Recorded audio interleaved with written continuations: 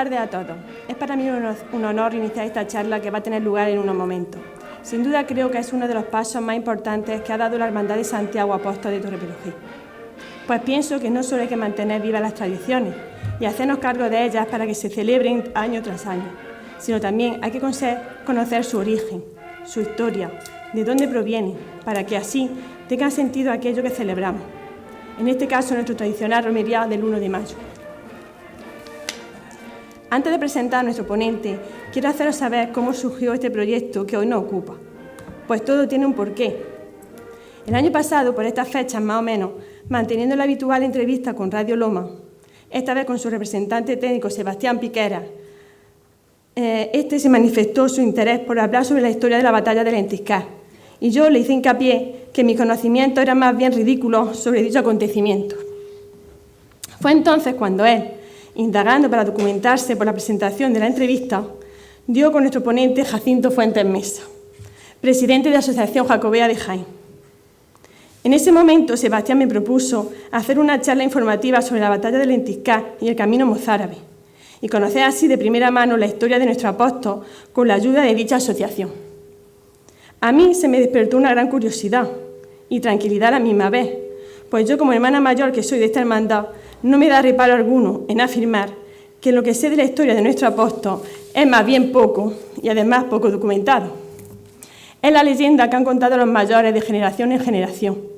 Y bien sabemos todos que de boca en boca lo que se pierde y peor todavía lo que se inventa. Resumiendo, se nos presentaba una gran oportunidad que debíamos aprovechar. El paso siguiente era hablar con Jacinto y que desde la asociación estuvieran dispuestos a ilustrarnos con sus conocimientos y así añadir más valor a nuestra fiesta. Denominémoslo cultura. Y sin pensarlo dos veces, Jacinto se comprometió con nosotros. Se dio traslado de esta iniciativa al ayuntamiento, el cual recibió la propuesta con gran aceptación y aquí nos encontramos hoy. ¿Quién es Jacinto Fuentes Mesa? Pues es un humilde peregrino que inició el Camino de Santiago acompañado de sus amigos, igual que muchos otros hacen día a día, y quedó tan hechizado que a la vuelta del camino fundó una asociación en Jaén para ayudar a todo aquel que lo necesitara, para embarcarse en esta experiencia tan enriquecedora como es el Camino de Santiago. Al día de hoy es el presidente de la Asociación Jacobea de Jaén. La asociación se quedaba corta para gestionar determinados asuntos y llegar a instituciones de otra índole. Era una tarea compleja si no tenía el apoyo de otras asociaciones semejantes. Es por ello que se sumerge en la creación de la Federación Andaluza Jacobea, de la cual también es actualmente quien la preside. La Fundación Jacobea inicia su andadura con el deseo de poner su trabajo al servicio de la promoción y defensa de las vías de peregrinación, en particular de los caminos de Santiago, generando proyectos e intervenciones que constituyan a la mejora de un entorno social y cultural. Nace para promocionar el patrimonio cultural, artístico e histórico, la defensa del medio ambiente y la promoción del desarrollo local, social y económico, en el marco de los caminos de peregrinación, haciendo especial énfasis en las rutas jacobeas. Hay diversidad de caminos que desde la Federación cuidan y señalizan, pero hay uno de ellos, que es el que nos ocupa hoy y del que estamos muy interesados, que es el denominado Camino Mozárabe, que pasa por la provincia de Jaén. Jacinto Fuentes Mesa, con su implicación, dedicación y trabajo, ha conseguido a través de su asociación y federación que Jaén aparezca en los caminos de Santiago, dando a conocer nuestra tierra, llena de cultura, de riqueza y de historia. Creo que es una gran labor la que ha hecho y sigue haciendo. Es por ello que quién mejor que él para darnos a conocer la leyenda de nuestro apóstol Santiago, cuando pasó por tierras jienenses para librar a tan sonada batalla de Lentiscar y hablarnos del camino mozárabe que cruza nuestra provincia. Sin más, paso la palabra a nuestro ponente, que seguro que nos va a ganar la batalla con su intervención. Gracias. Bueno.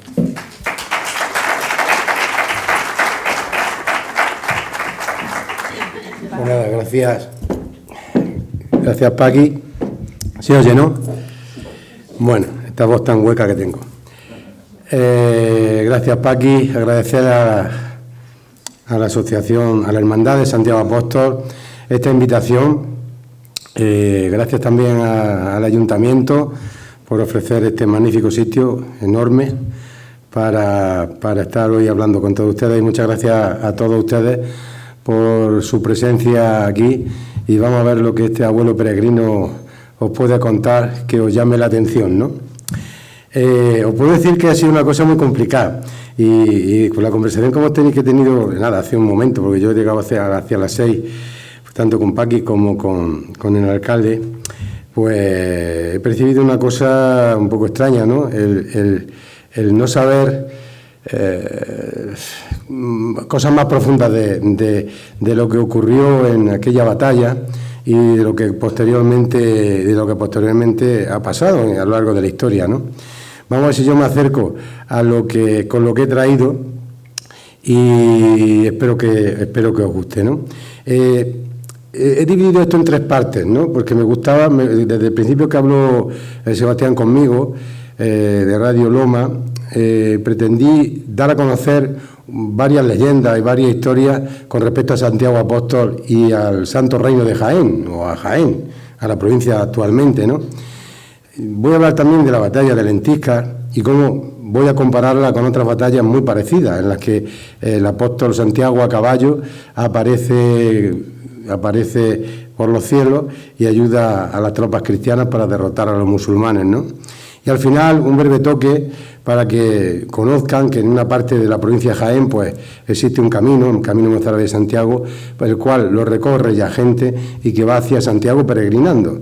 No somos muchos, porque estamos a 1000 y pico kilómetros de distancia, pero sí hay gente que sale. Y os puedo sorprender porque hemos tenido hasta japoneses y chinos que han venido aquí a Jaén a empezar su camino de Santiago. Sorprendentemente hay que preguntarle el por qué. Y me dijeron que era Jaén muy bonito y aquí vine. Bueno, pues era eso, ¿no? Y desde aquí empezaron. Bueno, pues empiezo porque no quiero hacerme muy extenso, pero sí tengo que contaros muchísimas cosas. Santiago Apóstol en el Santo Reino de Jaén. Bueno, pues vamos a empezar con una historia. Aparecen en la imagen de la Catedral de Baeza, la Catedral de Jaén. Digamos que la diócesis de Jaén tiene 2 catedrales, eso hay muy poco en el globo terráqueo que existan, ¿no? en la misma diócesis. Y a la derecha os pongo la imagen de un libro que salió publicado en el siglo XVII, que es el Catálogo de los Obispos de las Iglesias Catedrales de la Diócesis de Jaén, habla de las 2, y Anales Eclesiásticos de este obispado. Su autor es don Martín de Ximena Jurado, presbítero y racionero de la Santa Iglesia Catedral de Toledo. Antes lo fue de la Catedral de Jaén. Cuando escribe esta redacción, estos relatos, él estaba ya en Toledo. Bien, pues textualmente en ese libro se puede leer lo siguiente. Su venida, habla del apóstol Santiago, su venida a la península, a la Hispania romana, fue en el año 36 del nacimiento de Cristo. En las lecciones del brevario armenio que un patriarca de Jerusalén ordenó para las iglesias de aquella provincia, en el año 1054, tiene la relación de la entrada a España del Santo Apóstol y el discurso de su predicación por toda ella, cuyas palabras traducidas al castellano por varias personas, entre ellos Pedro Pacheco, un obispo de Mus en Armenia, y el padre Ojea en su Historia de Santiago, indica hasta el capítulo 6, folio 21, y Bernabé Moreno, un gran historiador del medievo, que en su Historia de Mérida, él es de Mérida, en la forma siguiente habla y donde confirma por donde estuvo Santiago en Jaén caminando, ¿vale? Y dice así: salió el apóstol Santiago del puerto de Jaffa, está en Palestina, vino a la isla de Cerdeña y de allí a España, a donde desembarcó en Cartagena. De allí fue a Granada, a donde predicó y le martirizaron a un discípulo suyo. De allí fue a Jaén, luego a Córdoba y a Mérida, Portugal y Braga.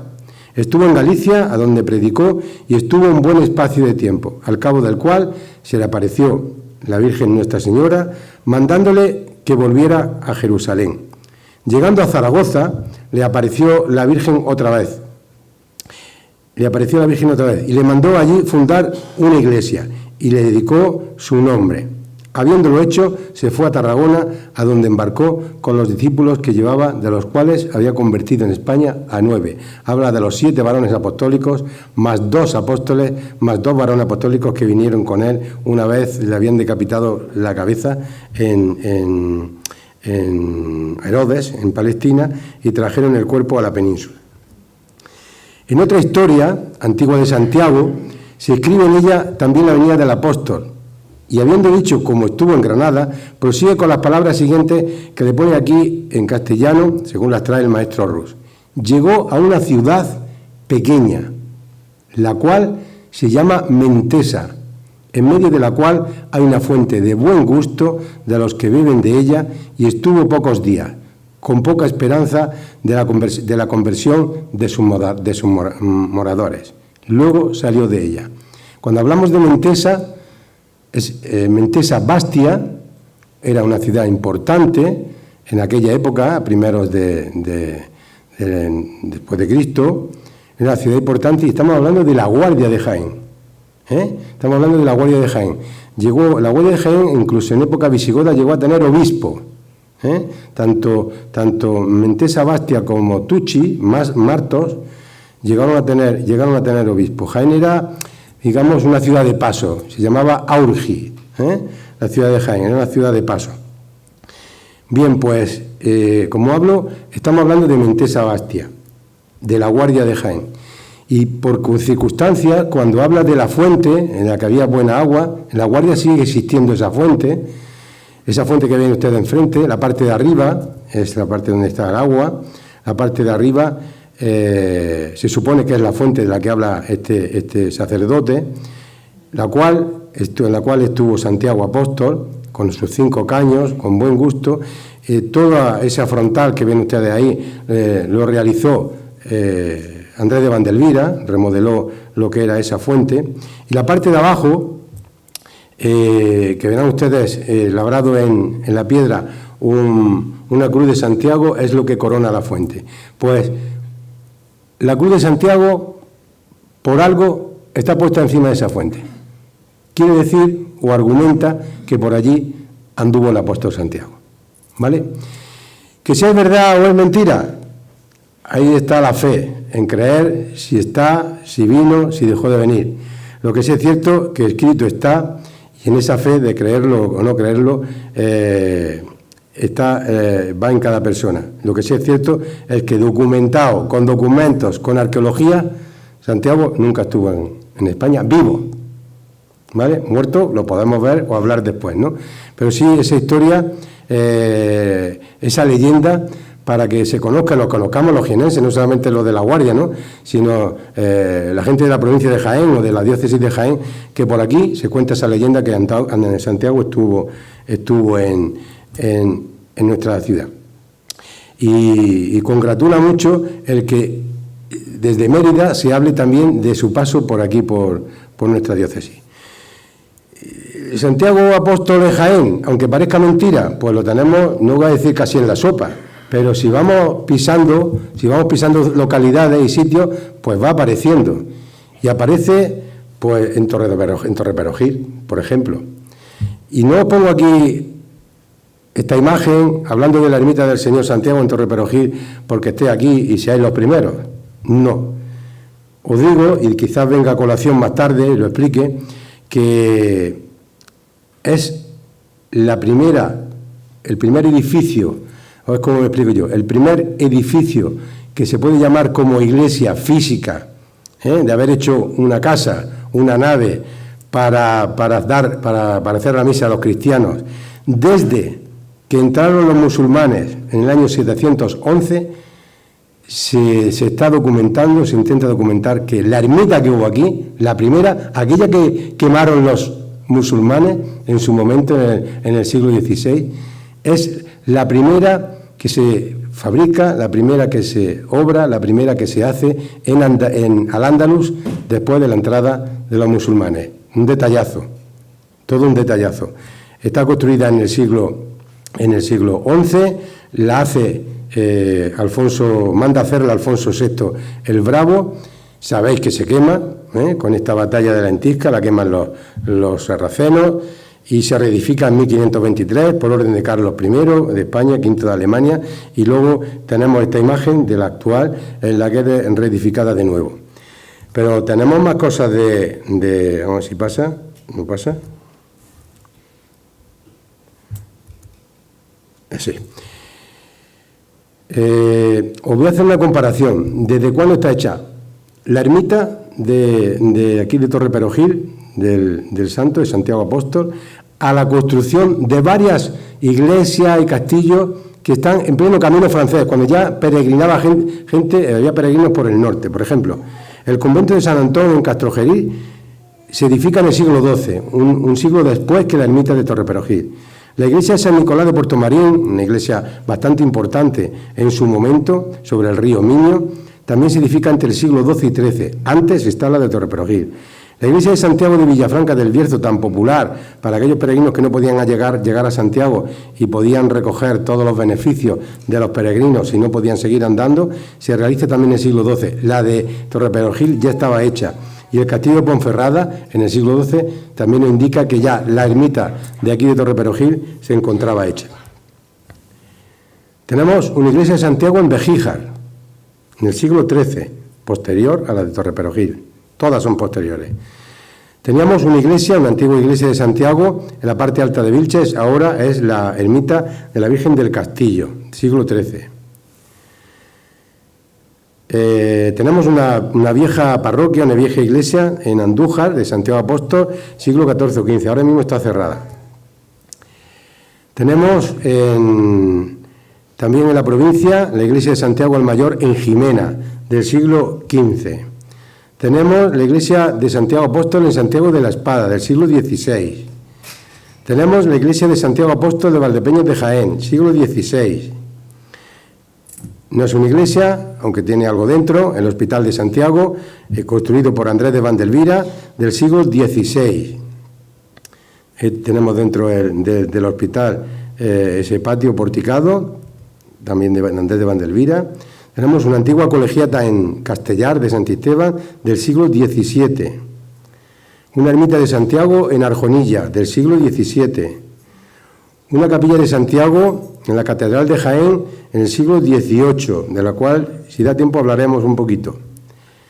Una parroquia de Santiago muy moderna, en Andújar, ya he dicho anteriormente que la otra estaba en reparación, del siglo XX. Muy moderna, la nueva iglesia de Santiago en Jaén, en el casco antiguo hubo una, y desapareció en el siglo XVIII, esta iglesia es del siglo pasado, 1985, por dentro con una cristalera fabulosa como peregrino Santiago. Y estos son estampas del exteriores, de encima de las portadas, de la iglesia de Santiago Apóstol de Bejíjar, de la capilla de la Catedral de Baeza, lo que está encima de lo que es la capilla, con otro Santiago Matamoros. Tenemos la imagen del antiguo hospital de San Juan de Úbeda, también con Santiago Matamoros. La antigua colegiata de Santiago en Castellar, también tenemos otro Santiago Matamoros. La sillería del coro de la Catedral de Jaén tiene en la sillería 4 Santiagos, uno va en barco, se le reconoce por la concha. Otro es peregrino, se le reconoce por la concha, y luego hay 2 Santiago Caballeros, que ahora se denomina así, no Santiago Matamoros, se denomina Santiago Caballero, pero bueno, esta es una de las partes de la sillería. En la capilla de Santiago el Mayor de la Catedral de Jaén hay 2 cuadros, uno está claro que no pertenece, que no está Santiago Matamoros, pero sí hay otro que está a la izquierda, por debajo de este está a la izquierda ese cuadro. Este cuadro de arriba representa la aparición, vemos un río y vemos un pilar. Y antes casi lo he dicho, ¿no? Se le aparece la Virgen junto al río en Zaragoza y está subida a un pilar. Está claro que es la Virgen del Pilar. Tenemos la portada lateral de la Sacra Capilla del Salvador, que también tiene a Santiago Matamoros. Relacionado con Santiago, en Andújar tenemos este cruceiro, y un caprichoso le cortó las piernas. No sé en qué sentido tendría, pero ahí está, con las piernas cortadas. Ese cruceiro apareció porque un alcalde de Andújar fue gallego, y lo compró y lo colocó ahí, ¿vale? Y aquí tenemos también un Santiago Matamoros en el retablo mayor de la iglesia de Santiago Apóstol en Santiago de la Espada. Este grabado es toda una joya, pertenece a Martos y es un fotograbado, un grabado de 1850, y vemos un peregrino que está rezando ante la Cruz de Lloro, en Martos. Muy difuminado en la parte izquierda alta, aparece como un castillo, así muy difuminado. Ese es el castillo de la Peña de Martos. ¿Y por qué es importante? Porque este señor, Parcerisa, hace un libro con un tal Pi Margall, que llegó a ser presidente de los gobiernos en el siglo XIX, creo que de la Primera República fue presidente, y se fueron por España con una orden gubernamental, una orden de Madrid, de sacar de ciertos sitios grabados de cosas reales que pasaban en los pueblos. Pues bien, de Úbeda hay un grabado muy bonito, de Jaén de la calle Bernabé Soriano, de la Carrera, la famosa Carrera también, pero de Martos, qué cosa más curiosa, ver a un peregrino a 1.150 kilómetros de Santiago de Compostela rezando ante la Cruz del Lloro. La Cruz del Lloro se instala ahí porque los hermanos Carvajales, Fernando IV, los lanza metidos en una caja llenos de púas, en una caja, en una estructura de hierro llena de púas, y los tira desde arriba, desde la Peña de Martos, van dando vueltas, lógicamente mueren, y llega hasta donde está la Cruz del Lloro, es donde se detiene. Fernando IV es el emplazado porque ellos, antes de ser ejecutados, de tirados por ahí, le emplazaron en ese momento a que en 30 días el juicio de Dios lo llevaría hacia el cielo, y se murió a los 30 días. Estaba luchando en Alcaudete y al día número 30 falleció. Pero es muy curioso esta imagen de este peregrino haciendo el camino, en la provincia o en el Santo Reino de Jaén en aquel momento. Aquí tenemos una pila bautismal en la iglesia de Nuestra Señora de la Asunción de Hornos de Segura, pero qué casualidad que debajo, lo que es la columna, tiene la Cruz de Santiago también. Es una cosa curiosa que encontramos en un viaje que hicimos los compañeros. Aquí tenemos imágenes de Santiago, la parroquia de Andújar. Habéis visto antes que era muy moderna, pues el santo que han pintado de Santiago, perdona que me perdonen, no me gusta, y es demasiado moderno, parece que es un pánfilo, vamos, así como suena, ¿no? Ahí se puede dar más carácter. Y luego en la imagen de Santiago Apóstol, que es el patrón de Valdepeñas de Jaén, es la que tenemos ahí. La imagen de Santiago Apóstol, que también pertenece a Rus. Antes, no sé con quién hablaba, una imagen de Santiago Apóstol que sale en procesión de la barriada de la Puerta del Sol de Úbeda. También, no es un Santiago caballero, matamoros, sino es un Santiago peregrino, igual que el de Rus. Y bueno, y aquí está la imagen nuestra, que ha aparecido al principio con la iglesia, con la ermita, y la imagen del señor Santiago Torre Perogil, pues montado a caballo. Se llama, ahora por cortesía de la inmigración, se le están llamando a todo esto, pues, Santiago Caballero. Pero de toda la vida ha sido Santiago Matamoros. En fin, ya uno sin puede hablar de una cosa de otra. Y ya casi para terminar el tema de iglesia y esto, qué casualidad que 14 localidades de la provincia de Jaén tengan en su escudo heráldico la Cruz de Santiago, ¿vale? Y una buena parte de ellas pertenecen a la Sierra de Segura. Leyendo a Quevedo, a Francisco de Quevedo, por no cortarle la cabeza y mandarlo a galera, el rey lo mandó a la zona de la Orden de Santiago, la Sierra de Segura, y estuvo bastantes años escondido ahí hasta que ya consiguió el permiso y volvió a ir a Madrid. Pero vamos, ahí estuvo escondido en ese territorio que pertenecía a la Orden de Santiago. Y como un caballero de Santiago, qué mejor que meterlo en un castillo de la propia Orden en Segura de la Sierra. Pues más o menos he tocado fin con el tema de Santiago por Jaén. Con esa leyenda de que estuvo por aquí, que andó por aquí, con su sentido, porque cuando llega a Cartagena, una población importante, la Hispania romana, la antigua Cartago Nova, desde ahí sale y parte una calzada romana que va apareciendo por localidades como son Acci, que es Guadix, llega a la localidad de Mentesa, Bastia, a lo que es la Guardia de Jaén, pasa por Aurgi, tiene que pasar por Jaén sí o sí, y desde ahí va a Tuchi, otra ciudad con obispado más adelante, que es la actual Martos, llega a otra ciudad romana que se llama Sonsotigui, que es Alcaudete, llega a Ipanema, más adelante a Baena y aparece en Córdoba. Y de ahí, por el camino mozárabe, sigue subiendo hacia arriba, hacia Mérida, y de Mérida sigue subiendo hacia arriba, metiéndose ahora en lo que es el país de Portugal, llegando hasta lo que es la Galicia, hasta lo que es el fin de la tierra conocida, el Finisterrae, Finisterre, hasta allí, donde ya vuelve, según le encomienda la Virgen, hasta Jerusalén. Dicho esto, vamos bien de tiempo, pues vamos a entrar en otro momento de la charla. Bueno, si quiere alguien alguna documentación en algún momento, he traído por aquí, y si no, se la puedo enviar cuando quiera.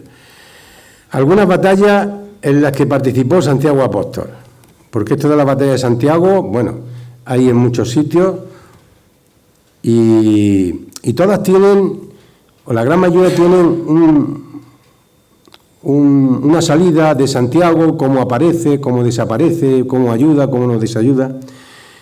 Tienen un patrón, casi todas, otras no.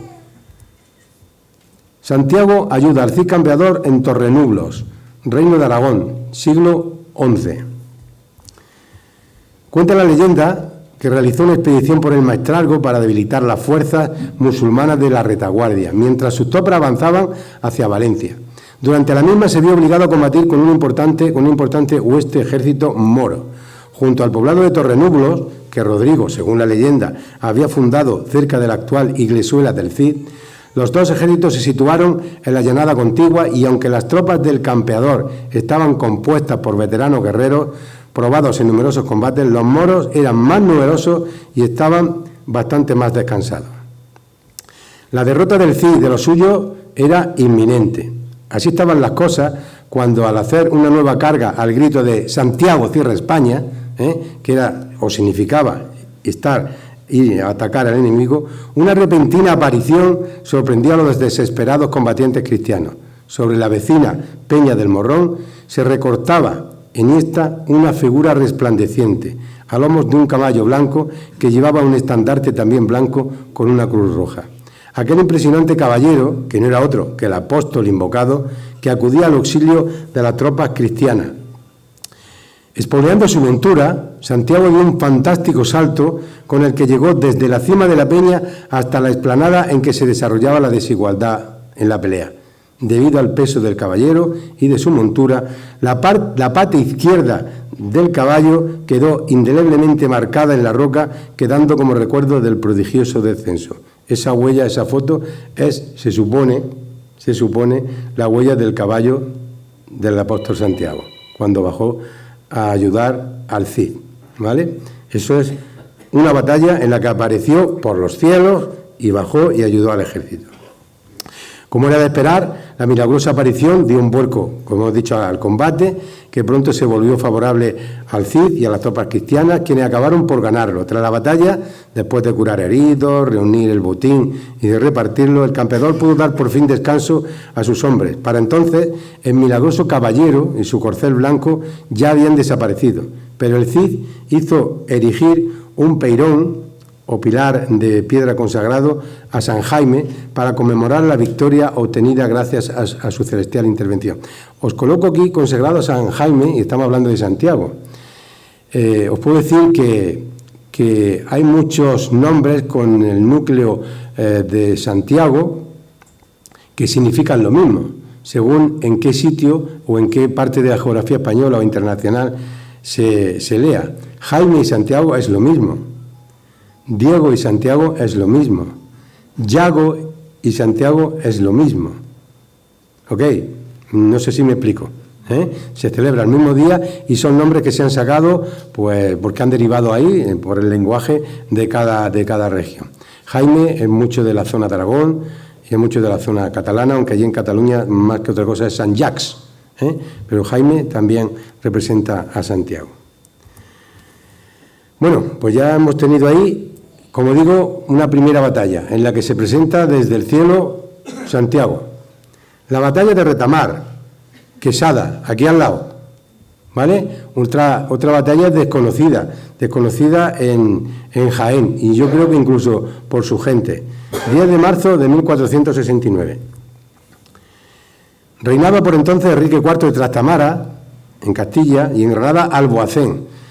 El infante Abomelich, hijo de un rey moro de Marruecos, pasa de África a España para casarse con la hija del rey de Granada. Y queriendo ganar el adelantamiento de Cazorla para darlo en arras a su esposa, como dote, junto con los moros de Granada y los de la Hoya de Baza, se puso delante de Quesada, la sitió y comenzó a combatirla. Desde allí, la gente de Quesada pidió a Cazorla ayuda y gente en armas. Se congregaron juntos junto a la imagen de Nuestra Señora de las Mercedes y del apóstol titular de ellas, y prevenidos con los sacramentos, pasaron de Cazorla a Quesada, quitando el cerco de dicha localidad.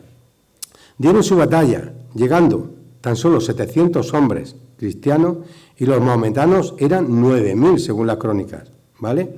Y encomendándose a María Santísima y al apóstol Santiago, se corrió la voz de que el cielo peleaba en favor de los cristianos, y aseguraron muchos que en lo más fuerte del combate vieron en el aire a Nuestra Señora de las Mercedes, con su manto blanco, y al apóstol Santiago en la forma que está pintado en el retablo mayor de dicho convento. Y llenos de horror y de espanto, los moros se pusieron en fuga al alcance de los cristianos, y quedaron los más muertos, y por eso llámese la batalla del Retamar de los cristianos, que tan solo murió un cristiano, ¿vale? Nos vamos a la más famosa de todas, la batalla de Clavijo. Cuando se habla del apóstol Santiago y de su caballo blanco, siempre aparece la batalla de Clavijo. Los historiadores que dan como real que esta batalla existió, hablan de un pago que el rey de Asturias debe realizar al califa de Ramán II, un tributo que era humillante en el sentido de que nada más y nada menos que tenía que dar 50 doncellas hidalgas, de gente apoderada, y otras 50 del servicio, plebeyas. Ramiro I se niega a tal pago y entran en batalla. Los musulmanes superaban en número a los cristianos, estando en un momento al borde de la derrota en la batalla. Consiguieron replegarse y aguantar la noche. Aquí vemos una cruz de Santiago en un mirador que existe en el castillo, en Clavijo, y una feria, una recreación de las 100 doncellas que se hace en la zona de La Rioja, que es donde se dio esta batalla. En el descanso de la noche, Ramiro I tiene un sueño en el que Santiago Apóstol incita y anima a luchar contra las huestes enemigas, con la promesa de que el propio Santiago le ayudará en la batalla. Ahí lo vemos, al rey Ramiro durmiendo y a Santiago en sueños apareciéndose, diciendo que para adelante, que él le va a ayudar. Y así fue. Con un número muy inferior de fuerzas para luchar, apareció Santiago al lomo de un caballo blanco, con su espada, y ayudó a las huestes cristianas a vencer aquella batalla que estaba por perdida. Volvemos casi a la misma narración que las anteriores. Pero esta batalla de Clavijo, que tanto marcó a los reinos cristianos en aquella época, ¿fue real o no fue real? Pues mirad, el arzobispo Rodrigo Jiménez de Rada, casi 400 años después, habla y narra lo acontecido en la batalla de Clavijo. Por lo tanto, ¿fue real la batalla o fue un invento? Un bulo, como se dice ahora, ¿no? Los últimos historiadores discrepan bastante de su existencia, aunque avalan los frutos que dio esa narración, ese escrito, ese relato, 400 años después del arzobispo Rodrigo Jiménez de Rada. ¿Y cuáles fueron sus frutos? Pues espiritualmente y anímicamente se le dio desde aquel momento, estamos hablando que el arzobispo vive sobre el año 1200, un carácter de santa cruzada a la lucha contra los musulmanes y un estímulo entre los cristianos para ganar más territorios en la península, sobre todo en la parte del sur, que era donde ya estaban subsistiendo. Y materialmente fue todo un logro para ocupar territorios, recoger tributos e imponer un impuesto en cada batalla que se ganaba a los sarracenos. Y no es otro que se implanta el voto de Santiago. De todo esto, buena parte de los historiadores hablan de que los más beneficiados de esta batalla, existiese o no existiese, fue la Iglesia, que con el voto de Santiago recibían ofrendas y dádivas. Y así, el obispo Rodrigo Jiménez de Rada, con su relato, llenó las arcas eclesiales desde ese momento hasta que en 1812, con la constitución de las Cortes de Cádiz, 6 siglos después, se retiraron de la ordenanza española. El voto de Santiago. Las primeras cosechas, vendimia, trigo, alfalfa, eran para ellos. Cualquier batalla o saqueo que se ganaba al moro, el señor Santiago, la Iglesia, tendría su parte como cualquier caballero sin luchar. Diezmos, primicias, todo lo primero, lo importante, iban hacia ellos.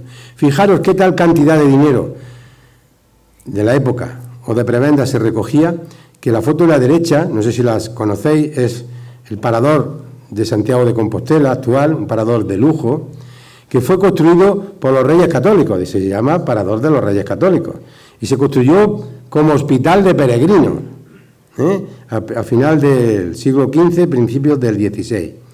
Bien, pues los Reyes Católicos financiaron las obras de este hospital con una quinta parte de lo que se recaudó en la conquista del Reino de Granada, gracias al voto de Granada. O sea, buena parte de ese edificio está pagado con la batalla, con haber llegado y haber conquistado el Reino de Granada, con lo que se pudo recaudar y recoger allí.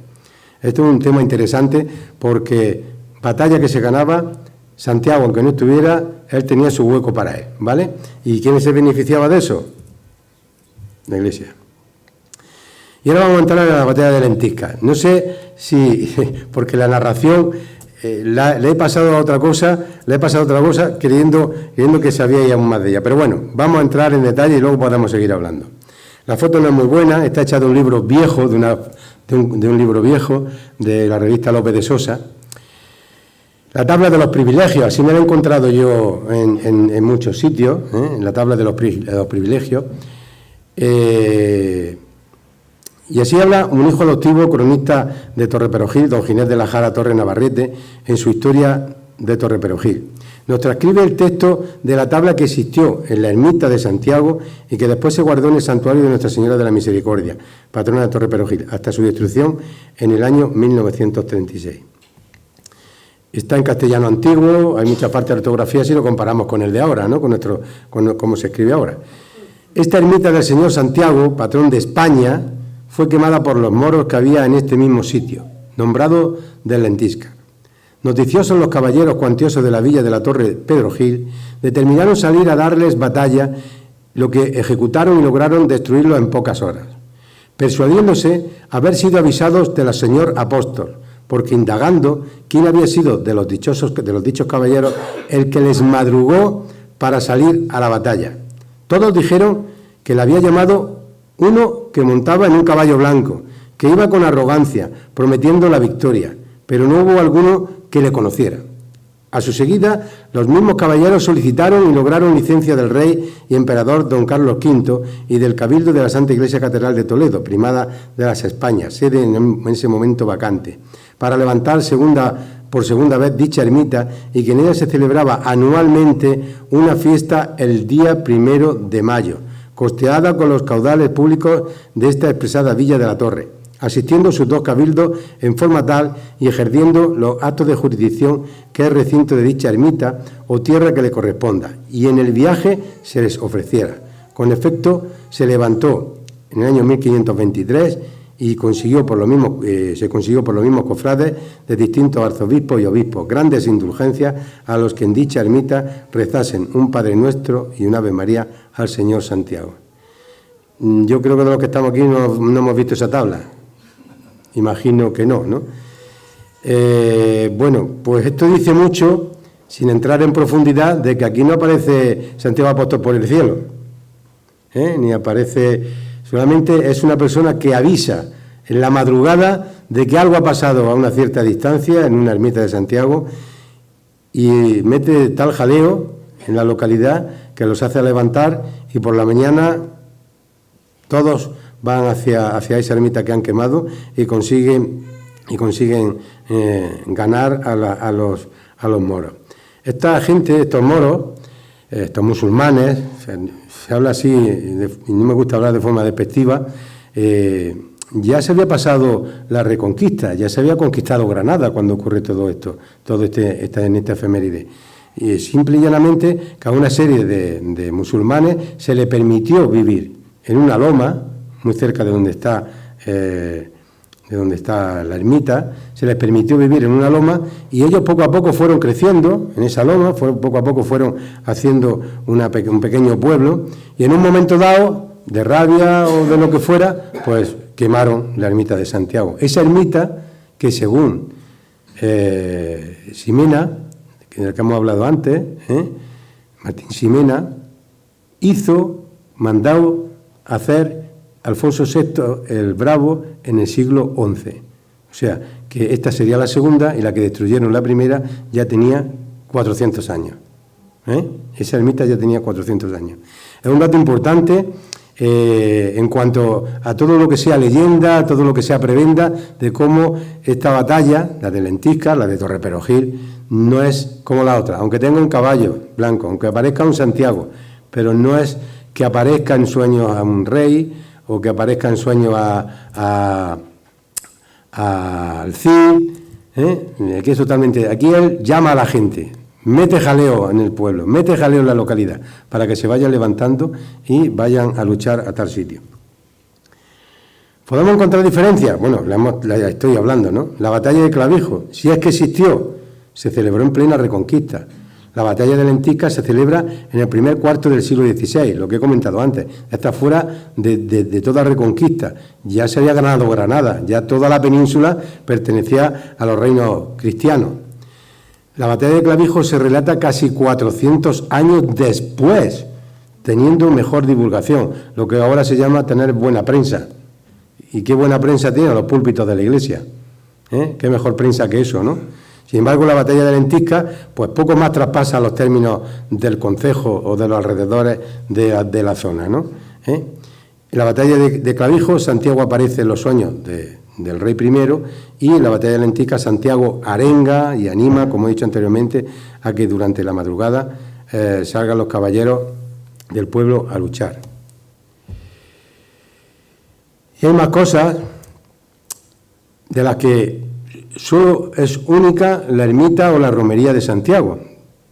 En una real cédula del rey Felipe IV, del 21 de enero de 1625, más o menos dice: obligación a los gobernantes de Torreperogil a socorrer a los peregrinos, a que éstos no fuesen molestados y que además se asegurasen los caminos, ríos y puentes por los cuales ellos pasasen.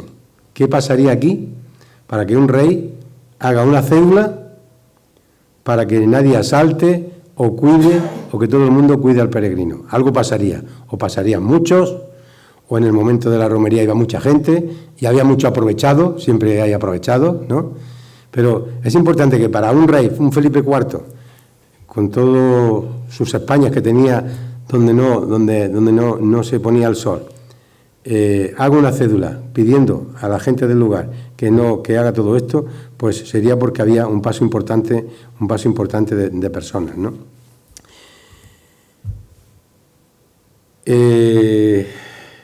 Tengo aquí un relatillo, voy si de tiempo, me ha dicho que hay algo posterior a esto aquí en Torreperogil, y os voy a hablar de un relato de cómo, de qué se comía de cómo disfrutaban de la comida los romeros en el año 1925. Esto sale publicado en la revista Don López de Sosa, le escribe su director, don Alfredo Cazabán, que al finalizar el texto habla de que este relato se lo ha contado el actual, en ese momento, el alcalde de Torreperogil.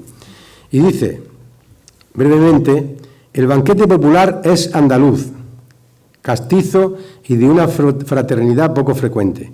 Autoridades y pueblo participan por igual de él. Unos borregos con cochifrito, vino del país, de agradable gusto y escasa fuerza alcohólica, aguao estaba seguro el vino. Pan que sabe a trigo, cocido en los famosos hornos torreños, y, por supuesto, la sincera alegría por postre. Esta es la terminación de un cesto bonito, lo tengo aquí completo, me he traído un facsímil que tengo en casa, de cómo se hacía, de cómo salían los abanderados desde la iglesia y cómo iban a caballo, cómo hacían sus correrías, que también he entendido y me he informado que todavía se hace alguna, desde aquí hasta allí, y cómo se metía al santo, que yo me sorprendí la primera vez que vi un vídeo, cómo lo chapoteaban de agua. Digo, madre mía, esto es inaudito, y bien agarrado está, porque hace poco en Semana Santa al volcar de un trono ha caído el ¿no? Tiene que estar bastante bien agarrado. Bueno, pues me sorprendió bastante.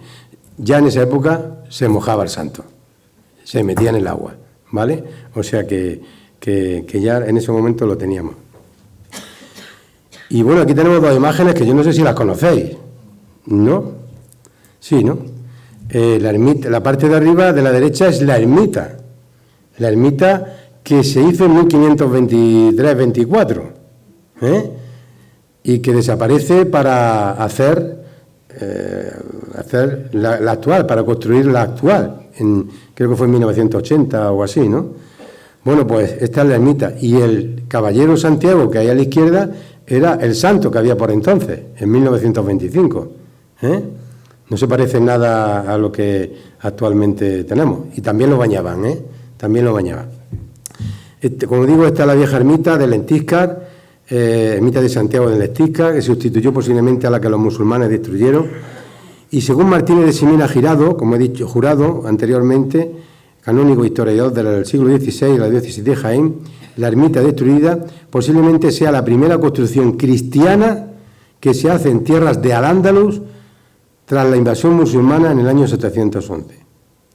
Esto está casi para confirmarlo, esperemos que sí, ¿no? Y es un dato muy importante. Aquí perdido, casi al entrar a la Sierra de Cazorla, que sea la primera iglesia o construcción cristiana que se hace en Al-Ándalus. Y fue mandada a construir, como hemos dicho, por Alfonso VI el Bravo, siglo XI. Este rey, todo lo que hacía o todo lo que construía lo llamaba Santiago. Es que él nació en Santiago de Compostela. Él nació en Santiago de Compostela. Y quiero comentaros también sobre la cédula anterior que he hablado, sobre esa precaución que había que tener con los peregrinos, ayudarles, etcétera, etcétera, arreglar caminos. Que el voto a Santiago para que es como sigue siendo hoy, el patrón de las Españas, en su momento, el patrón de los españoles, ese juramento hacia el apóstol Santiago se hizo 18 años después de que el mismo rey, Felipe IV, concediera en esa cédula o hablara en esa cédula para que se preocuparan por los peregrinos que pasaban por este territorio. Un dato tan importante, cómo llega esas noticias y cómo esa otra gran noticia del patrón de España, que ha estado en miles de batallas, se ha suspirado por él para ganar batallas, 18 años después de hacer esa cédula para Torreperogil, es cuando se realiza lo que es en realidad y se proclama como patrón de España. Y bueno, más o menos la batalla de Lentíscar, imagino que la conoceréis. El relato para eso no lo he traído escrito porque imagino que lo conoceréis. Simple y llanamente he querido comparar una batalla que está en la provincia de Jaén, que está en Torreperogil, que no se conoce fuera de nuestra frontera y que debe de conocerse porque históricamente tiene muchísimo valor. Por todo lo que he contado, por ser la primera ermita que se hace en Al-Ándalus, por parte de un rey, por la constancia de una cédula, por la constancia de una batalla que con Santiago o sin Santiago se dio en Lentíscar. Por las circunstancias de que se construye una nueva ermita en 1523, gracias a Carlos V, a una provisión del propio rey, que después tiene una cédula por parte de un rey para que se cuiden a los peregrinos, y porque desde entonces y excepto los 3 años de la Guerra Civil, nunca falló el 1 de mayo en hacerse la romería en la ermita de Santiago. Y eso es un dato a tener importante, y con bastante importancia. Son las 8. Bueno, por lo menos suena por ahí. Y voy a entrar en la tercera parte de la exposición, de hablarles de los caminos a Santiago desde Andalucía. Caminos oficiales que están incluidos en los mapas del Instituto Geográfico Nacional, que son los que más o menos están documentados en tanto en la Federación Española de Amigos del Camino como a nivel nacional en este Instituto Geográfico del Gobierno, ¿no? Está el Camino del Sur por Huelva, está la Vía de la Plata por Sevilla, está la Vía Augusta por Cádiz y Sevilla, y están los caminos mozárabes por Almería, Málaga, Granada, Jaén y Córdoba. ¿Por qué caminos mozárabes? ¿Por qué ese nombre? En la antigüedad todos eran caminos mozárabes, porque el nombre mozárabe, los mozárabes eran los cristianos que no huyeron al entrar los musulmanes a la península y se quedaron con ellos a vivir, con sus costumbres. Eran cristianos, tenían sus misas, etcétera, etcétera, pero sí con muchísimas condiciones que le ponían los que mandaban en las ciudades, el califa, el emir y luego el califa. No podían hacer iglesias nuevas, no podían hablar en público de su doctrina, etcétera, etcétera, ¿no? Y bueno, te pagaban unos impuestos horribles para que se cambiaran de religión, ¿no? Pues todos esos caminos son mozárabes. Hay una cosa que yo descubro en mi afán de andar y de andar por muchos lugares de España, que cuando entro a Galicia, por la parte de Orense, por la parte del sur de Orense, allí a los caminos que hay por el sur, se les llaman caminos mozárabes. Cuando aquí en Andalucía, ese nombre, en un principio, pues lo desconocíamos. Vale, pues, como digo, estos son los caminos que se unen, todos estos caminos se unen en Mérida. El Camino del Sur llega hasta Zafra, la Vía de la Plata de Sevilla llega a Mérida, la Vía Augusta llega desde Cádiz a Sevilla y de ahí por la Vía de la Plata llegan hasta Mérida, como digo, y el resto de otras 5 provincias, saliendo de las capitales, llegan hasta la ciudad de Mérida, una vez que pasa también por la provincia de Badajoz, una vez que pasa a Córdoba. Solo en Andalucía, aquí, donde estamos, los caminos a Santiago oficiales suman más de 1.100 kilómetros. Si de Jaén a Santiago, de la puerta de la Catedral de Jaén a la puerta de la Catedral de Santiago, hay 1.148 kilómetros, en Andalucía, si hacemos todos los caminos, hay 1.100 kilómetros, ¿vale? Bien marcados y bien llevados.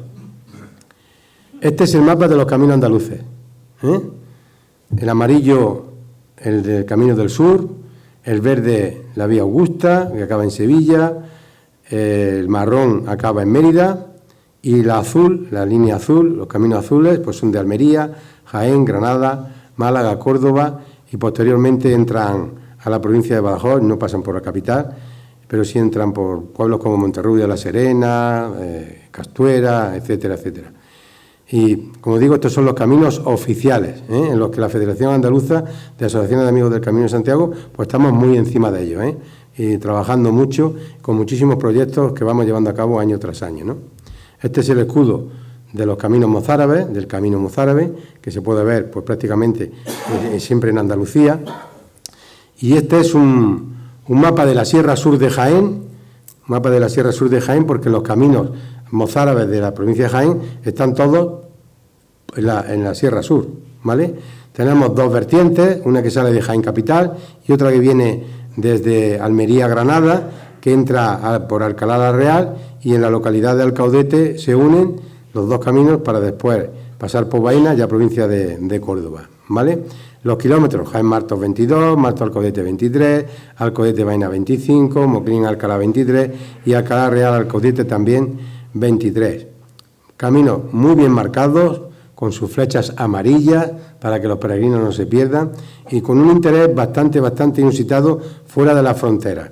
Les puedo decir que hay una asociación en París que se llama asociación, no lo sé, en francés no lo sé decir, ¿vale? Es una asociación de amigos del camino mozárabe, y son gente mayorcita, superan los 70 años, ya jubilados, con una buena forma física y se dedican a hacer estos caminos.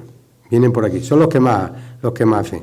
En unas estadísticas, no podía haber traído, les puedo decir que de cada 100 peregrinos que andan por estas tierras, más de 80 son extranjeros. Extranjeros de cualquier sitio del mundo, los que más franceses, pero de cualquier sitio del mundo. Y el resto, pues españolitos, que no solemos hacer camino entero porque no tenemos tantas vacaciones como tienen ellos, ni estamos tanto jubilados como somos ellos, ¿vale? Pero sí hacemos los caminos. ¿Y qué tiene de bonito este camino? Pues bueno, se lo puedo decir, porque yo lo he hecho entero y he hecho otros caminos, como el francés desde Francia, y el camino desde mi casa, desde Jaén, aunque lo he hecho en varios golpes. Como antes le expliqué al alcalde, que yo nunca he tenido más de 14 días de vacaciones, he tenido que escalonarlos, ¿no? Hice primero Jaén-Mérida, 14 días, luego hice Mérida-Zamora, 14 días, luego hice Zamora-Orense, 14 días, y luego en Orense hice 5 días para llegar a Santiago, ¿no? Bueno, pues en un camino largo, desde Almería, desde Granada, desde Jaén hasta Santiago, los paisajes más bonitos que podemos encontrar son los de este camino. Vas al camino francés, muy bonitos los pueblos, mucha iglesia antigua, mucho lo que querramos, pero aquello en pleno verano es un pajar, ni un árbol. Vamos, horrible, para salir temprano, muy temprano de los albergues, y cuando dan las 12 de la mañana meter la cabeza ya en el agujero en otro albergue, en otro sitio, porque es completamente horrible andar por eso. Y un paisaje feo. Hablamos, o comento lo que decía la Reina Católica, anchas Castillas, ¿no? Mucho campo, pero poca. Va andando por allí, cuando ve un repecho y dice, una cuesta, por fin una cuesta, ¿no? Bueno, aquí tenemos la imagen de la parte izquierda de una baldosa que hay en la Plaza Santa María, en la Catedral de Jaén. Es la única baldosa que hay en la plaza.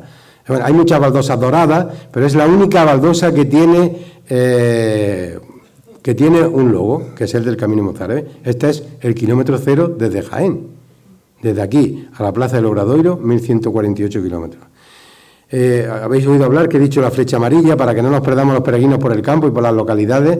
La flecha amarilla es la que nos guía para no perdernos en los cruces, tanto de camino como en los pueblos. Esa imagen de Camino Mozárabe de Santiago, ese azulejo, corrobora que estamos en Andalucía. Y bueno, un sitio majestuoso, importante, bellísimo, nuestra catedral de la diócesis, como es la de Jaén, para tener el kilómetro cero y salir andando desde ahí. ¿Qué tenemos más? Pues ahí veis señalítica que está en el campo, hitos de granito, como el de la izquierda, con el logo del Camino Mozárabe, y hitos más baratitos, también de granito, que marcan el camino. Os puedo decir que de estos granitos, que el de la derecha, los hemos colocado en la Asociación de Jaén con una subvención de los American Pilgrims, una asociación de Estados Unidos que tiene 30.000 socios, por ejemplo, y se dedica a dar subvenciones a las asociaciones para el camino. Bueno, pues estos señores en un principio nos dieron, hace como 6 años, $6.000 para marcar con hitos de granito el camino por la provincia de Jaén, y hace un año nos dieron otros 4.500 para seguir marcando y que se quede ya definitivamente bien. No tenéis que ir con la brochita cada mes y repasar las flechas en los caminos, ¿no? Y la imagen que veis a la izquierda, abajo, está un poco achatada, pero es la imagen de un miliario de una calzada romana en Torre del Campo. Nuestros caminos, los caminos que empiezan en Jaén, están en un 90% aproximadamente en nuestro cálculo sobre viejas calzadas romanas, sobre viejos caminos, y antes que romanas incluso íberos. Arriba, la foto de la derecha, es una ciudad, un oppidum íbero, que está en Torre del Campo, es una muralla ciclópea, la ciudad estaba arriba y el camino pasaba por ahí. Y esta parte que os digo que es un miliario romano, es lo que ahora es un hito kilométrico en nuestras carreteras, el que te va marcando por qué carretera vas, si es nacional, si es local y cuántos kilómetros tiene, ¿no? Si vas por el kilómetro 15 o 20. Pues en estos miliarios se picaba el nombre del señor más cercano, que era el que había pagado el miliario. un miliario romano, por supuesto, cada 1000 y pico metros había puesto uno.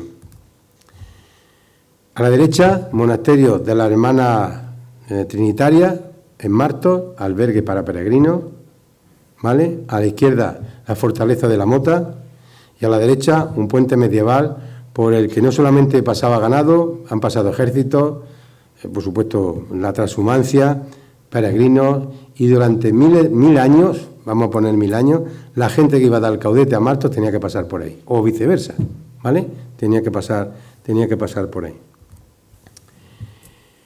Y bueno, ya está. Ahí tenemos el escudo de mi asociación y quiero agradecerles, como he hecho al principio, en nombre de la asociación, por su asistencia, dar las gracias también al Ayuntamiento por prestar este sitio tan magnífico y a la Hermandad de Santiago Apóstol y a Radio Loma por haberme permitido venir aquí y explicar rápidamente, un poco atropelladamente, para que tengáis una idea de lo que se puede hacer con Santiago. Estoy a vuestra disposición si queréis preguntar algo, no sé si tenemos tiempo, si queréis preguntar. Sí, ahí hay un señor. Dígame usted. Bueno, aparte de agradecerle su charla, en la que sí que nos ha informado muchísimo, estoy con la garganta. Nada, tranquilo, yo no tengo prisa. Que nos ha informado mucho de nuestro Señor Santiago y de Santiago en general y tal. Pero quería hacer la pregunta como experto en el camino. Me refiero a la señalización. Cuando se ve la concha y se ve la flecha a la izquierda o a la derecha, no hay papeleta, ¿no? Va a la izquierda o a la derecha. Buena pregunta. Va siguiendo la flecha. Pero hay un montón de sitios donde solamente se ve la concha. Sí. Entonces, cuando ves la concha, si lo ves, digamos, estas son las velocidades y aquí está, ¿para dónde vas? ¿Para la derecha o para la izquierda? Pues yo se lo voy a explicar. ¿Hasta dónde llega el Camino de Santiago? Que las asociaciones, nos hemos quejado porque ya cualquiera va a pintar una flecha. Y como no está regulado, lo único que te puede pillar es la Guardia Civil y ¿usted qué hace aquí pintando esto? Y dice, bueno, pues estoy pintando una piedra y no te pueden ni multar ni nada. Lo malo es pintar algo que valga, ¿no? Bueno, pues nosotros hemos ido pidiendo cosas, ¿no? Ahora, desde Andalucía, de la Asociación Andaluza, estamos pidiendo una ley del Camino de Santiago. Una ley del Camino de Santiago. Para que todas estas cosas que florecen y cada uno pueda hacer por su cuenta, no equivoquen a los peregrinos que de verdad quieren hacer el camino. Y yo le voy a contestar. De todas nuestras protestas, sin hacer mucho jaleo, Europa, la comunidad de los 20 y tantos países europeos, tiene una normativa para marcar los caminos a Santiago. Y como usted bien dice, concha o flecha. Mínimo, un azulejo de 20 por 20. De fondo, azul. Flecha amarilla. Es lo que manda. Pero vamos a poner que no hay flecha y que tenemos una concha. Vale. Fuera de Galicia, si lo repito, fuera de Galicia, la concha marca cada uno los caminos y el centro de Santiago de Compostela. No sé si me he explicado. Ese es el destino. ¿Que hay una concha y una flecha? No olvidamos de la concha. Puede estar al revés, boca abajo, boca arriba, manda la flecha. Pero todos los caminos, si está sola, todos los caminos van al centro, a Santiago. Y tiene que ser como mínimo también marcado en un azulejo o en una chapa de hierro con su fondo azul y la concha amarilla de 20 por 20. ¿Vale? ¿Por qué le digo menos en Galicia? Porque en Galicia van al revés. De hecho, muchos extranjeros que van viendo la concha que te va llevando hacia Santiago, cuando ven la primera concha y han entrado a la comunidad gallega, la ven al revés y van para atrás porque creen que se han equivocado.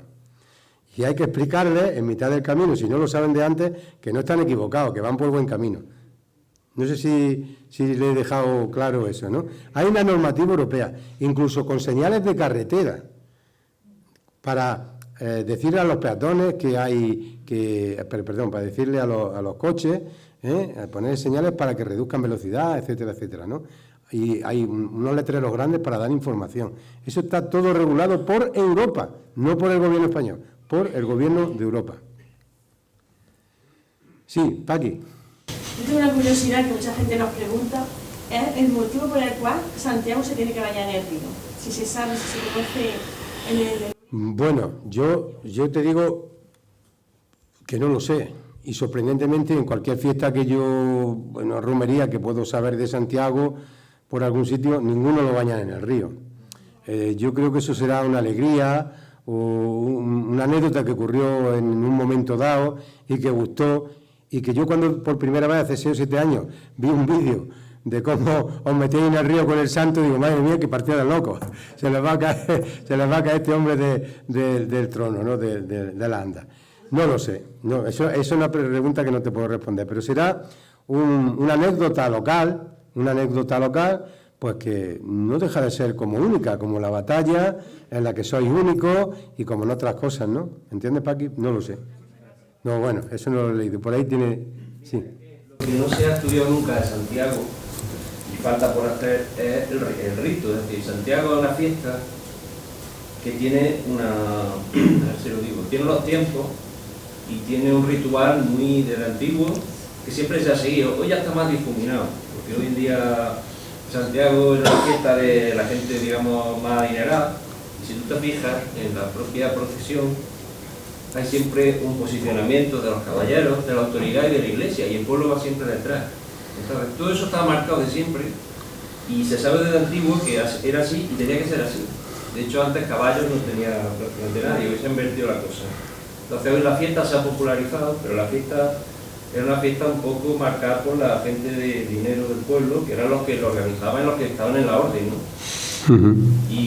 Y además se sabe, y Ginés de la Zara también lo comentaba, porque yo tuve el gusto de hablar con él mucho del tema este, de Santiago, pues que son fiestas que en realidad recuperan lo que son los rituales de primavera, que suelen ser siempre en mayo, es decir, sí, es la celebración de que se recogen a su vez de los romanos, es decir, que la propia iglesia va luego integrando, ¿no? Entonces en esa celebración siempre hay motivos de flores, siempre hay motivos de grano que se corta, siempre se celebra con el agua, que el río baja con agua. Entonces ese ritual son rituales de primavera, de la noche de los tiempos. Y volviendo a lo de la batalla, ya que ha salido Ginés tenía una teoría que no pudo el hombre demostrar, a mí me la contó personalmente, sobre la batalla. Nosotros la hicimos de Enticar. Y es que detrás de toda esta batalla había un móvil que era económico. Sí. Es decir, ahí había una población de gente que venía de la época musulmana, que tenían las mejores tierras, porque esas tierras no son de Torbero Gil, son de Úbeda. Es decir, Úbeda sube todo el camino hacia Villacarrillo, las mejores tierras de la comarca las tiene Úbeda. Entonces, la mejor tierra la tenía entonces aquella gente, tenía una comunidad de vacas, entonces la vaca era algo que no tenía todo el mundo, y esa gente era muy próspera, y entonces había una rencilla. Él creía que en realidad la batalla provenía de un rencor que había de la gente de Torbero Gil, o digamos, la gente adinerada, la gente que era pudiente aquí, con esa comunidad que era muy próspera, y digamos, seguían ahí, pero había siempre un pique por esas tierras y por esa tal. Entonces él creía, y no lo puede mostrar porque se sospechaba que lo que había habido era una rencilla que derivó en batallas de venganza, de sangre y tal. Y en aquella noche fatídica de la iglesia quemada, ahí pasó algo gordo. No sabía qué, pero había pasado algo gordo. Con la cosa de que esa gente que estaban integrados y pagaban sus impuestos muy fuertes, y en fin, era gente que eran como ciudadanos porque estaban integrados, ¿no? Se les pasó, en fin, ahí hubo muertos. Bueno, son siempre circunstancias que dan... Bueno, el odio de religión siempre ha estado ahí. Sí, no, bueno. Entonces, según él, claro, esta gente aquí estábamos bajo la protección, Sabiote, el obispado y tal. Entonces, el tema de presentar a Santiago como abanderado, el que nos había ayudado en esa batalla, sirvió un poco para tapar el desmán que había ahí entre las dos poblaciones. Sí. Y aquello se tapó, se vistió de fiesta, de celebración, la ermita se rehizo y aquello se le echó tierra, porque había pasado algo, decía él, muy gordo ahí, la noche.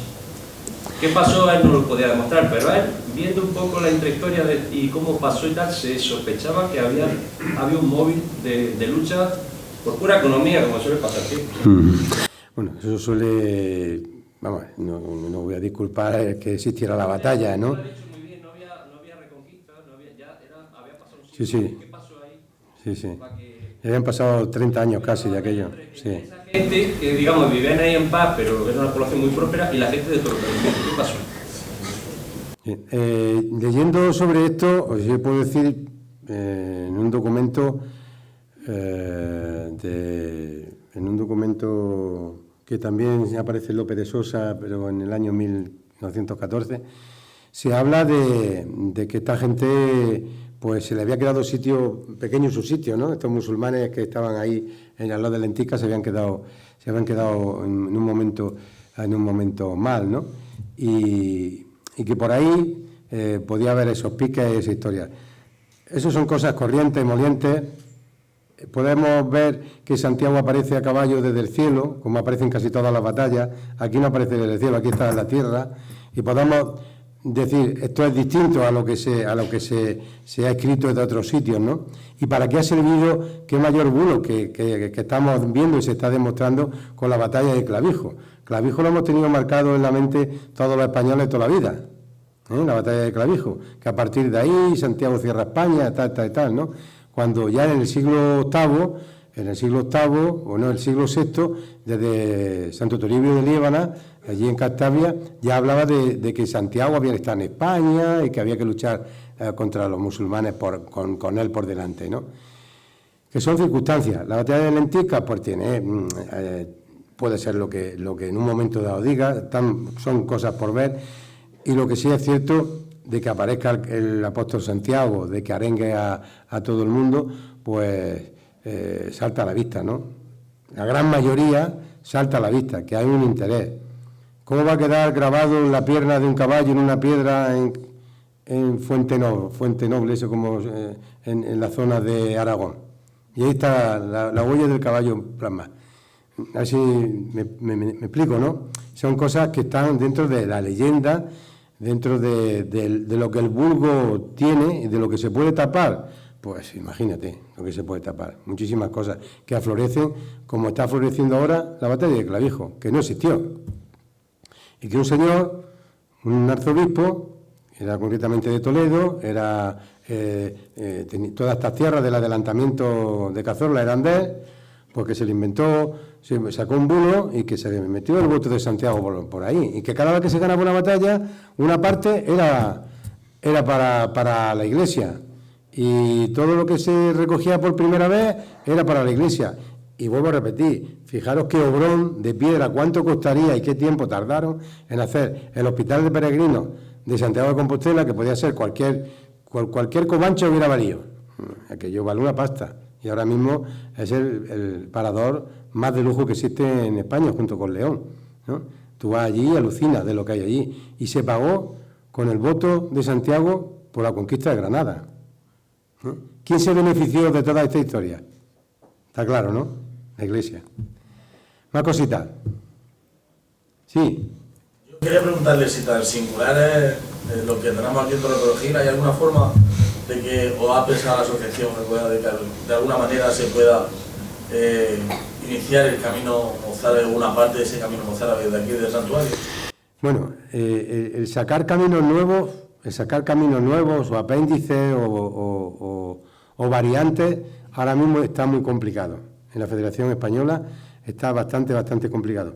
Y no ha sido culpa nada más que de una serie de directivos en su momento, que no lo hicieron con maldad, sino que llegaban gente y decían, yo quiero, presentaban su estatuto, que tenemos aquí una asociación, que tenemos un camino que sale de Euclés, y tal, y se miran y engañaban a la federación, porque la federación te manda unos cánones, tienes que tener 25 socios, tienes que comprar, no es tener 25 socios, tienes que comprar 25 revistas anuales a la federación, en fin, que se vea que no es un engaño, que es una persona que se va a gastar 25 revistas a 10 o 15 euros anuales, es una pasta, ¿no?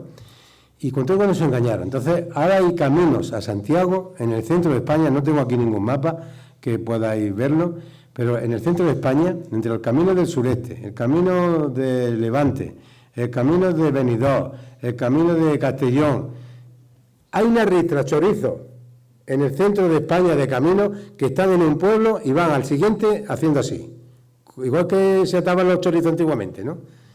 Entonces eso se va a quitar. La gente del norte, Que hablamos de Camino de Santiago, se molestan mucho decir los caminos que todos no son caminos de Santiago. Bueno, los del sur aceptamos caminos jacobeos, no sé, otra historia que marque como que es camino, ¿no? Eso está claro, ¿no? Pero todo eso va a desaparecer y hasta que no desaparezca no se va a entrar. Lo que sí es cierto es que para llegar ahí hay que lucharlo. Hay que lucharlo. ¿Y qué hay que hacer? Pues empezar, documentar, que las localidades por donde se pase se estiren, se mira mucho la acogida cristiana, se mira mucho el que un pueblo tenga un alberguito que cueste el donativo y que te dejen dormir, por ejemplo. Todas esas cosas cuentan mucho. Y marcar con los correspondientes permisos en el campo de los ayuntamientos, de la zona municipal, de marcar dentro de las localidades, todo eso vale. Y eso en las redes sociales y poco a poco, hasta que llegue ese momento, es un trabajo que se puede hacer. Ahora llegar a decir, ahora puedes, y ahora ya he hecho 4 años en hacer eso. Nosotros la Asociación Jacobea de Jaén la fundamos en el 2003 y marcamos nuestro primer camino. La primera flecha que pusimos fue en el 2007. Primero documentamos, lo vimos y ya estuvimos hablando con la gente. A mí me daba mucha cosa de que me pillara un guardia civil pintando en una piedra en el camino y me dijera, ¿usted qué hace pintando esto? No creo que me hubiera multado. Os cuento esto a colación porque siempre me acuerdo del tema de la flecha amarilla. La flecha amarilla, ¿por qué es la flecha amarilla? No sé si lo saben, ¿no lo saben? No, pues yo se lo cuento. En el 1980 y tanto hay un cura en el Cebreiro, que es el primer pueblo de Galicia, cuando vas por la autovía, en la 6, aparece un cura y empieza a fomentar el camino desde Galicia, pero poco a poco, porque en aquella época pasaban 20 peregrinos, 30 peregrinos, ahora pasamos 300.000, en cuestión de 40 años, 60 años. Bueno, pues en ese afán de llegar, empieza a estudiar el camino y va echando para atrás, hasta que llega a Francia, ¿no? Y en Pamplona, llega a Pamplona y se mete, estamos hablando del año 1980 y algo, ¿no? No sabe cómo va a marcar en los Pirineos el camino, no lo sabe, porque entre cuerdas, poner cosas en los árboles, etcétera, etcétera, no sabe cómo va a señalarlo. Y se le ocurre ir a obras públicas, a los que pintaban y hacían las carreteras antiguamente, y le dice que si le pueden dejar una lata de pintura y una brocha. ¿Para qué? No, voy a pintar por ahí un camino, tal y cual. Bueno, y la gente, los trabajadores se la dan encantados. Este tío está loco. Y se va al Pirineo. Y buscando los caminos, pues se dedica a pintar en los cruces de flechas para que no te pierdas, ¿no? En esto que está en un momento álgido, ETA entrando y saliendo por la frontera, con sus atentados y todas sus cosas, ¿no? Y lo pilla la Guardia Civil pintando flecha amarilla. Y le dice, pero bueno, ¿usted qué hace? Dice, mire usted, aquí pintando un camino por aquí. Dice, esto es un camino, eso lo cuenta o lo contaba este cura, ¿no? A quien lo oyó, y luego esto se ha ido transmitiendo, ¿no? Dice, estoy pintando un camino que dentro de unos años por aquí va a pasar la marabunta. Bueno, la marabunta no pasa, pero no se ha equivocado. Estamos hablando de 30 o 40.000 personas que atraviesan los Pirineos todos los años. Lo cogieron y lo detuvieron. Y se lo llevaron a Pamplona y no lo canearon de milagro, porque ya intervino el obispado, tal y cual, y vieron que de verdad estaba pintando cosas del Camino de Santiago, ¿no? Y por eso la flecha amarilla en honor a eso. No sé si, ¿por qué la pintura amarilla? Pues quiero recordar, yo era muy chavea, que las antiguas carreteras no estaban pintadas con líneas blancas, estaban pintadas con líneas amarillas, y entonces pues le dieron una data pintura de la carretera, y eso, por eso esa es la anécdota por la que es así, ¿no? Y bueno, y así está, y así se instaura, y así seguimos pintando con nuestra brochita, y esperando que no llegue la Guardia Civil y nos diga dónde vais por aquí, qué es lo que hacéis, y nos asuste. A mí me ocurrió una vez que llegó un Guardia Civil y me dijo, ¿qué hace usted? Digo, pues mire usted, soy de la asociación, por aquí pasa el camino mozárabe. ¿Y eso qué es?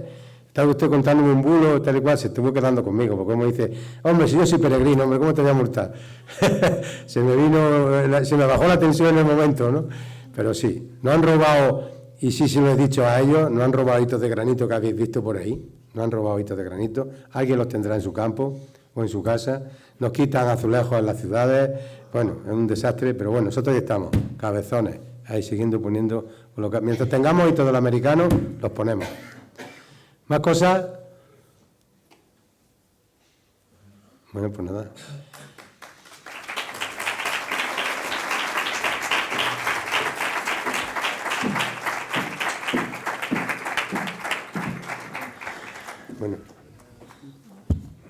Bueno, Jacinto, muchas gracias. En primer lugar, darte la enhorabuena por la exposición.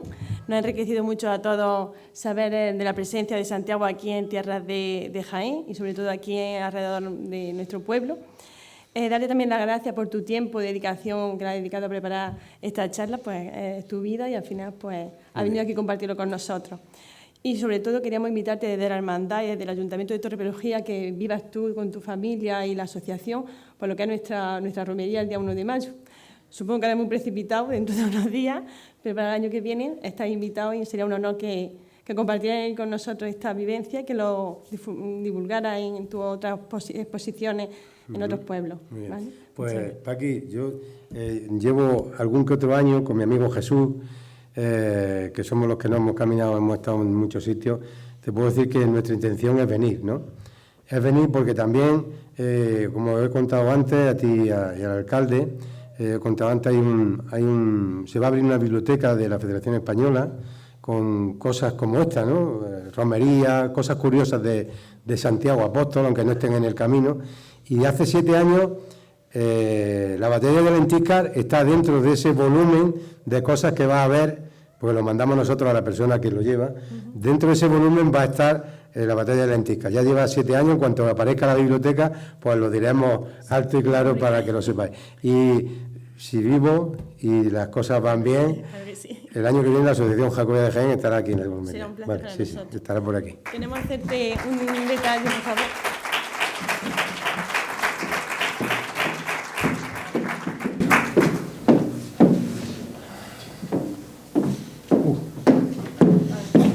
Entrega de una pieza artesanal aquí de Úbeda, de artesano de Góngora, donde se refleja la Cruz de Santiago y la imagen de Santiago Apóstol, ¿vale? Para que la tenga de recuerdo de nuestra hermandad.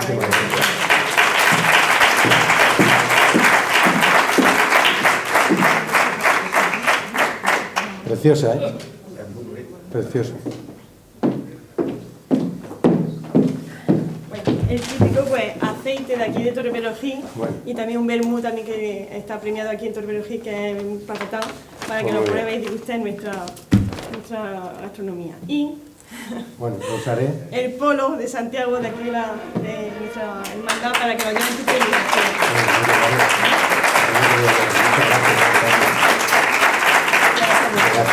Bueno, y ya para decir adiós, bueno, si están echando una fotito ahí con esto que está una cosa preciosa. Exacto.